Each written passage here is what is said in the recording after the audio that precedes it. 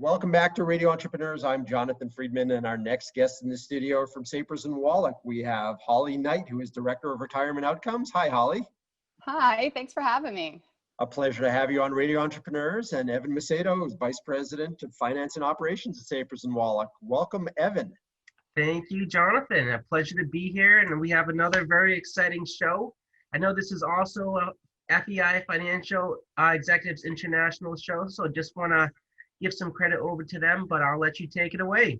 Absolutely. Huge shout out to our friends and partners over at FEI, and thank you for bringing that up, Evan. Holly, why don't you tell our listeners about your role at Sapers Wallack and what it is that you do? It sounds like a huge role, Director of Retirement Outcomes. Does that mean you're offering me some guarantee? No guarantees. Yeah, so, as I think is true of many people, we wear lots of hats. So I am a licensed financial advisor. So I sometimes work with folks on the wealth management side or the individual side with our wealth management department. But the majority of my role is spent on the retirement plan team, which is where we service corporate clients and nonprofit clients in really three distinct ways. So plan compliance, operations and records management. So we help plan committees with that.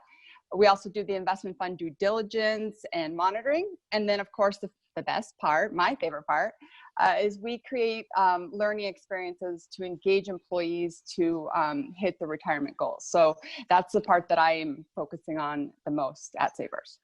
So really multifaceted, and the first couple sound like they're not a lot of fun, but obviously necessary when you've got retirement plans in place. And the last piece being what probably gets you excited, which is engaging the end users and making sure that they're looking forward to secure retirements.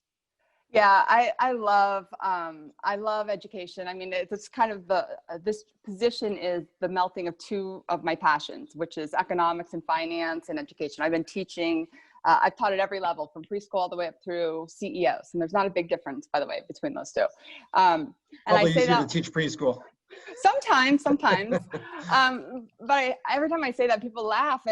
But really, as humans, we all kind of, we engage with our learning differently. And it doesn't matter if you're 4 years old or if you're, older. It's going to be how you learn and how you engage. So part of my role is to make sure that the content that we're putting out there is being received, it's understood, they're engaging in it, and they're actually creating some behavioral changes. So that's kind of what our goals are.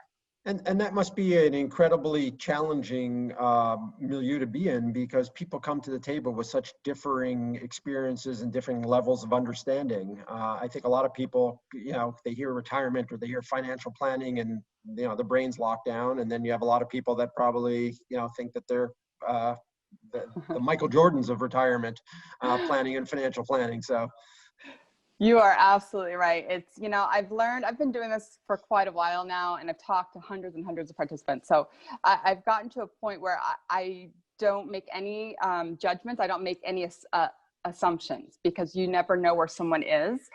My job is to make sure that we are giving them the education, we're guiding them through it, and we're making sure they understand it. So for me, this is more than just regurgitating, financial factoids to them. I want them to learn it, so that they understand the decisions that they're making. They still may need some guidance, as many people do if they're not in this industry. But I want them to understand the decisions they're making. And I think that's a big problem that we're seeing today with participants in the retirement plan industry. That's, Holly, I know you do a fantastic job. I get to see it every day personally. And I know that, you're really taking a big initiative to head up our financial wellness program here at Sapers Wallack. Mm-hmm. Can you tell us a little bit about some of the problems you're solving for the clients that you deal with? And are you using any particular tools that is helping you, meet our clients' needs? Anything other than a giant 3-pound hammer?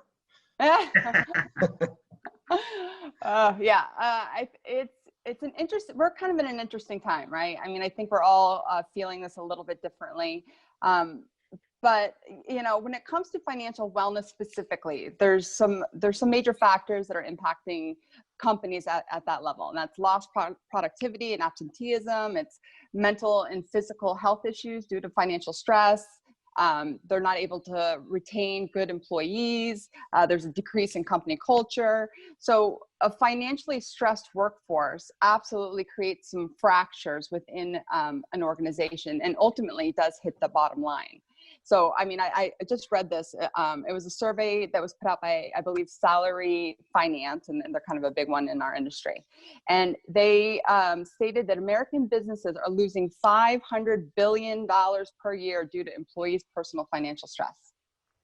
Wow. And that That's number has amazing 11 statistic. zeros. Wow. 11 zeros. So to me, that says this is no longer an individual problem. This is something that collectively, we in the retirement plan industry, I feel like we have a responsibility to do a better job about this. And plan sponsors or company owners, you know, they want to do the best thing for their employees. So they're really stepping up to the plate and, you know, making sure that they have benefits and offerings that are available to help their employees, you know, reach those goals, those financial goals. Is this a new phenomenon, or is it a phenomenon that's moving to the forefront in you know, certainly times like this, but over the last, let's say, half decade, wherein, you know, companies thought it's enough to have a plan in place versus actually getting people to participate and engage with the plan? Yeah, actually, yeah, we've seen a lot, right? This industry, it feels like it's going by a rapid speed, and things are constantly changing and evolving. And I think for the most part, that's really good. Technology is certainly driving that. The problem of financial wellness is not a new one. We've always seen this. I mean, I think the statistics, depending on where you hear it, most of us have heard the statistic that most Americans, 40% of Americans could not pay for a $400 emergency without using a credit card or taking out a loan. $400 emergency fund. So to me, you know, when I'm sitting down with employees and I'm trying to talk to them about increasing contributions or, you know, just deferring into the plan at all, and they're looking at me like, I can't pay my mortgage without using my credit card. So that's a different problem. It's hard to talk about retirement planning if their today planning isn't going well. Right. So that's kind of, because I've had that conversation, we've had that conversation, the industry's had that conversation so many times, especially in the last 6 months due to this pandemic. It really came out into the spotlight, right? Those folks who did not have enough saved in their emergency fund and they were furloughed or laid off, suddenly it's becoming a very big issue for everyone. And it's something that people are starting to take really seriously. So I do love that. I think financial wellness as a whole, though, really needs to change. And we are starting to see that. One of the things that I've always kind of struggled with, I mean, we've been doing financial education for a long time. And I feel like when we're doing it in the moment, we're making an impact. You know, I can tell because I'm a data geek. I love looking at numbers and analytics, and I'm always looking for patterns and trends. And so I often run a report after I do an education meeting and find out whether or not I actually created any behavioral change. And that's, you know, that's gratifying, but it's a very small portion of the population that we're hitting. So I think financial wellness needs to be bigger, more comprehensive, more holistic. It has to encompass not just the retirement plan or retirement planning, investment planning, but it needs to, you know, include their personal finance, their estate planning, everything that has to do with their financial life. And up until more recently, we haven't really seen that. So financial wellness has kind of taken on a little bit of a different umbrella, I guess. And an urgency, I would imagine, too, given what you're saying. I mean, the statistics are pretty overwhelming and dire from that perspective. And, you know, we could probably do a whole show, let alone a segment, talking about the reasons why, you know, real wages have lagged behind, you know, in a lot of cases in this country, and, you know, divides, et cetera, and a number of reasons for it. But at the end of the day, we're here to talk about how you guys approach it at Sapers and Wallack and what it is that you're doing for your clients and how you're helping walk them through their financial well-being. You've got a program in place. Tell us a little bit about that program and how it works. Yeah, so when our team started looking at this more closely about 6 months ago, and really we sat down as a team and thought about, like, what are the things that we want to see in a wellness program? What are the, you know, the key things? We want to make sure that it's technology driven, right? Making access to the program simple and centralized, gamifying it. I teach at the University of New Hampshire. I teach business students, honors business students, and I gamify everything because that's how we engage people. So we want to make it fun, not intimidating. And we also want it to be flexible and offer, focused guidance when it's needed, but also be able to drive content for group sessions in a much more succinct way. So when we put all of those things into place, we went out to the marketplace and looked for a wellness program that would meet those needs. And that's how we found WellSense. So WellSense, it's technology driven. It's very easy to maneuver. And it gives us an opportunity to really scale how much communication and how much outreach that we are able to do with participants. So it's a fantastic thing. I mean, there's lots of financial wellness programs out there. All the big record keepers, our record keeper partner, like through Vanguard, Fidelity, Empower, they all have financial wellness programs. So that's not a new concept. And theirs are actually quite great. The problem is they have single digit utilization rates. So out of a company, we just had this, one of our clients has Fidelity. They have 1,000 people at their firm, or at their organization, and only 14 people actually went in and clicked on the financial wellness, 14 people. So that tells me that it doesn't matter how many bells and whistles you have, how many resources you have. If you don't lead people and guide them, it's not gonna matter. It's like, if you wanna build a house and the builder gives you all of the materials and says, there you go. With no one, yeah, there you go. Go build your house. So, I mean, that's crazy, right? I mean, you wouldn't do that. Well, that's kind of what we're asking participants to do in this business. It's like, here's all the resources and it's beautiful. You got it. Okay, go. And nobody's going to do that because this is a behavioral issue. It's behavioral change. And our attitudes about our money story starts at 10. So it's a lot of, it definitely is a progressive, program that really has to take them through each step of it. And there's an accountability portion to it, which is really, I think, the key to the success of this. Where they're seeing, for this program, they're seeing rates of somewhere around 35 to 55% of people who are participating. On average, it's about 10 to 15.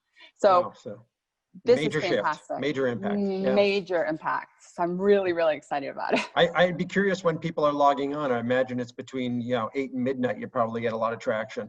One of the challenges I think is bandwidth in today's world.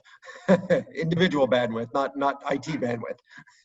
I say both, but yeah, it's definitely been an interesting thing. But I will say this: I've been talking to a lot of participants. They either are contacting us through our solutions at Sapers email, or they're calling us from our main line, and they're concerned. Which obviously that's concerning for all of us. But I like to see that people are now engaged in this, and it is such a big topic that they're starting to hear about it more. They maybe have felt it themselves. So now it's time. It's a great time for us to really to get in there and create some positive change. I'm actually speaking at a national conference. It's a conference for financial advisors. There's usually about 1,000 of them there from all over the country.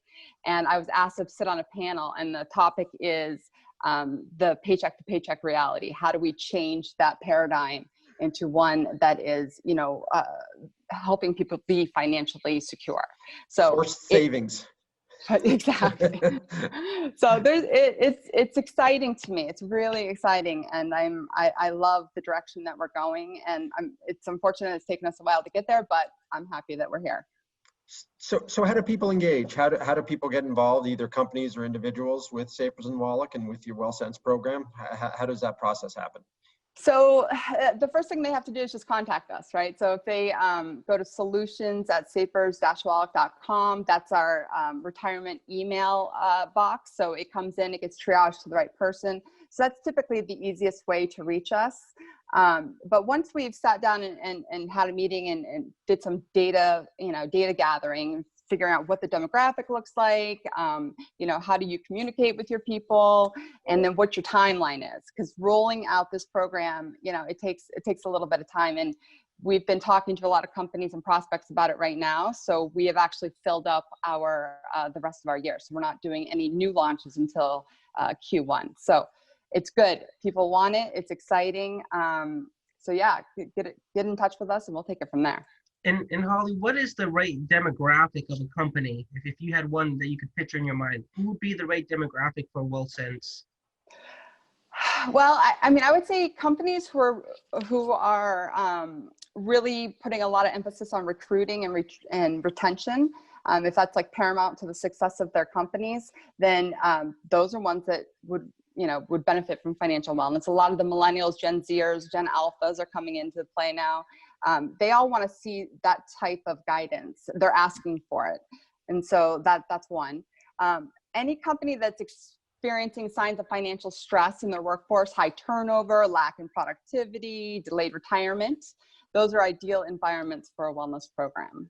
So I think really any environment where employees are not highly compensated, they should consider implementing this to help alleviate some of those specific pain points before the financial stress consumes their culture and their bottom line. Fabulous. Well, it sounds like you guys have a great program underway, and needless to say, the demand is obviously great, and it sounds like the market's responding, and hopefully it can come up for air sometime before end of year. But that's a good problem to have, right? It is. It absolutely is. Our guest on Radio Entrepreneurs has been Holly Knight, Director of Retirement Outcomes at Sapers Wallack, and Evan Macedo has been my co-host for the segment of Sapers Wallack, Vice President of Finance and Operations. Pleasure to have both of you on Radio Entrepreneurs. You mentioned your email address for people to get in contact. If people want to get in contact in any other way at Sapers Wallack, or just check you guys out as an organization, what's the best way for them to do that? So again, the email is solutions@sapers-wallack.com. And if you want to call us on the phone, it's 617-225-2600. So either one of those will work. I couldn't Fabulous. have said it better myself, Holly. Excellent. And I also want to remind folks that the segment's brought to you by our partnership with Financial Executives International. Also a great organization to help you get financially fit and financially sound, and some great financial minds in that organization as well. And Evan, it's been a pleasure being alongside you for this segment, and I look forward to doing more in the future. Absolutely. And same with me. Thank you, Jonathan. Great. Thanks, Evan. We'll be right back with another segment on Radio Entrepreneurs.